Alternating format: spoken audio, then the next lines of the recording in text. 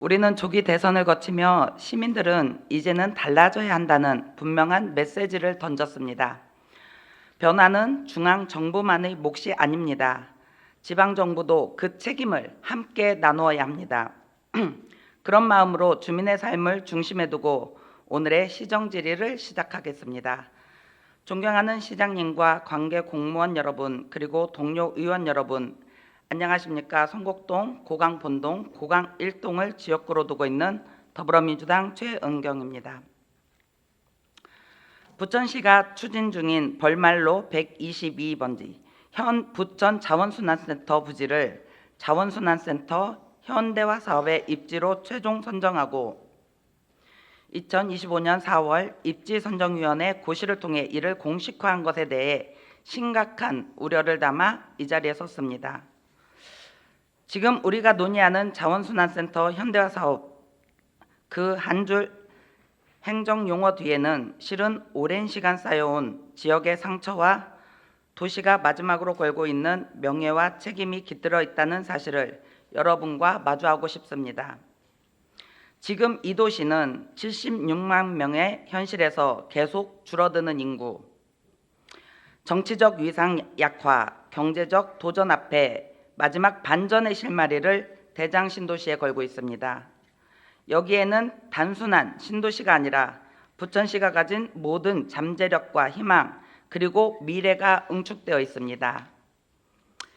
이 사업은 단순한 시설 개선이나 행정 집행의 문제가 아니라 부천시 도시 균형 발전, 주민의 생명과 건강, 그리고 민주적 절차의 정당성에 관한 문제입니다.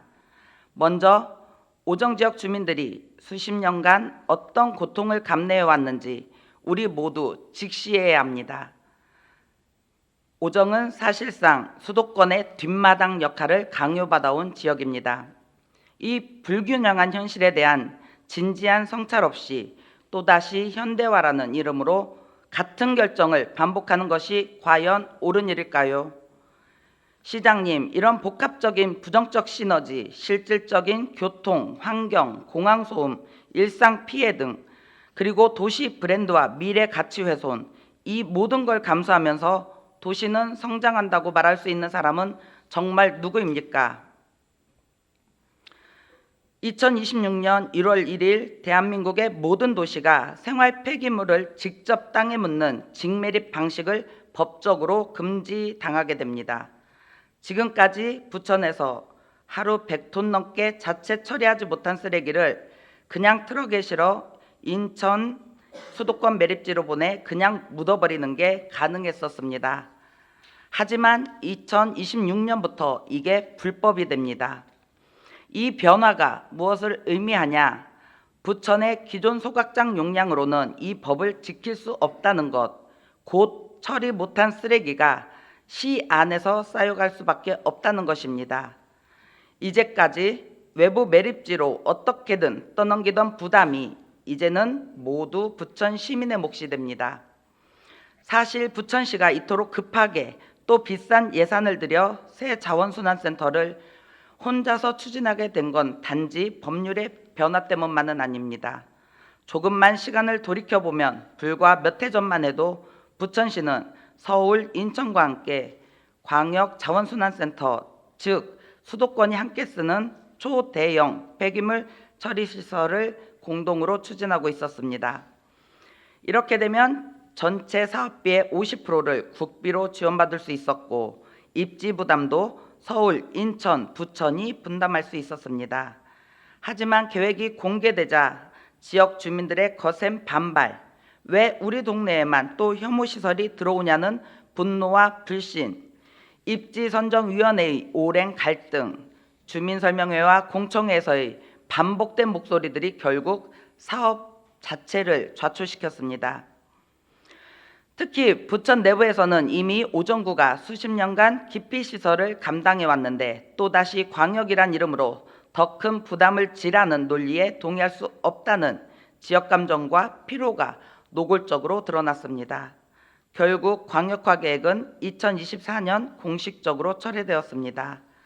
그리고 그 순간 부천시는 국비 50%를 포기하고 모든 예산, 모든 부담, 모든 정치적, 사회적 책임을 혼자 떠안게 되었습니다. 이제 부천시는 약 2,700억 원의 순수 시 예산을 들여 대장 신도시 오정구에 새 소각장을 급히 세워야 하는 상황에 놓였습니다. 하지만 이렇게 힘들게 세운 시설, 곧 신도시 입주가 본격화되고 새로운 주민들이 유입되면 또다시 이전하라는 요구, 새로운 갈등, 반복되는 민원 없을까요? 결국 한 번의 투자가 아니라 두 번, 세 번 예산을 쏟아붓는 악순환이 시작될 위험이 매우 큽니다. 과연 이런 무거운 선택을, 책임을 누가 지고 누가 설명할 수 있을까요? 시장님, 행정은 어쩔 수 없다 말합니다.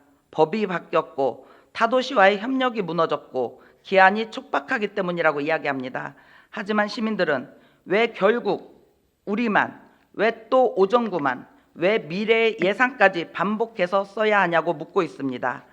이 자리에서 그 물음에 정직하게 답해야 할 책임이 바로 우리 모두에게 있다고 저는 생각합니다. 시장님, 그리고 시민 여러분, 정말 더 나은 선택지는 없었는가? 행정은 시간이 없다, 법이 바뀌었다. 하지만 이 문제는 단순한 시간 싸움, 행정 절차의 문제가 아닙니다. 실제로 수도권에는 부천시와 경계를 맞댄 넓은 그린벨트, 서울 강서구, 오곡동, 인천, 김포, 시흥 등 상대적으로 도심에서 멀고 유유지로 남은 수많은 땅이 있습니다. 이런 곳들에 더 큰 규모의 광역시설을 설치하고 비용과 이익을 분담하며 주민 피해를 실질적으로 최소화하는 협상 제대로 해보셨습니까? 그런 협상을 한번 해보고 좌절한 뒤에 최소한의 결과라도 시민에게 투명하게 설명해 본 적 있으십니까? 지금 우리는 2026년 증매릭 금지법 시행이라는 촉박한 시기에 쫓겨 모든 걸 응급처방처럼 결정하고 있습니다. 하지만 이런 응급처방이 10년도 안 되어 또 잘못된 입지로 판명날 경우 그 책임은 누가 질 수 있겠습니까? 반복되는 임기응변과 일단 짚고 본다는 단기적 해결 방식이 결국 도시의 미래와 시민의 명예, 그리고 아이들이 살아갈 환경과 상식까지 모두 흔들게 만든다는 점을 이 자리에서 분명히 지적합니다. 진짜 마지막 선택이었다고 스스로 말할 수 있는지, 실제로 더 나은 선택, 더 큰 그림, 진짜 시민과 함께 할 수 있는 협상을 끝까지 시도해 봤는지 정직하게 답변해 주시기 바랍니다. 대장 신도시는 부천이 처한 쇠퇴의 곡선을 반전시키기 위한 마지막 승부수입니다. SK, 대한항공, DN솔루션, 대한민국 미래산업의 심장들이 한자리에 모이고 4만 4천 명의 신규 시민 유입, 첨단 주거와 일자리, 문화와 교통 모든 꿈과 에너지가 여기에 쏟아붓고 있습니다. 시는 명품 자족 도시라는 구호 아래 수도권에서 가장 살기 좋은 도시, 미래의 아이들이 자랑스러워할 도시로 부천을 다시 세우려 하고 있습니다. 도시의 브랜드와 주민의 자부심, 그리고 미래 세대에게 남길 부천의 이름이 또 한 번의 상처로 남을까 두렵다는 이 마음, 시장님은 정말 정면으로 마주한 적 있으십니까? 이 자리에서 저는 대장 신도시가 반드시 부천의 명예를 지키는 진짜 반전 카드가 되어야 한다고 강조하고 싶습니다. 시장님, 그리고 동료 의원 여러분, 도시의 명예란 한 지역의 반복된 희생 위에 쌓을 수 없는 것이라는 걸 오늘 다시 한번 분명히 말씀드리고 싶습니다. 부천은 지금 도시 쇠퇴 위기, 정치적 영향력의 상실, 그리고 마지막 반전의 희망을 한 번에 맞이하고 있습니다. 그 가운데 대장 신도시와 오정구의 오래된 상처, 그리고 자원순환센터 현대화라는 아주 복잡하고 무거운 결정을 내리게 되었습니다. 시장님, 이제는 어쩔 수 없다. 행정의 습관적 변명이 아니라 우리는 모두 부천의 시민이라는 더 큰 근본적이고 깊은 약속을 이 자리에서 직접 확인받고 싶습니다. 오늘 드린 이 모든 질문과 요구, 그리고 이 자리에서 건네는 시민의 목소리가 그저 기록으로만 남지 않기를 진심으로 바라봅니다. 도시는 시설이 아니라 사람이고 정책이 아니라 삶입니다.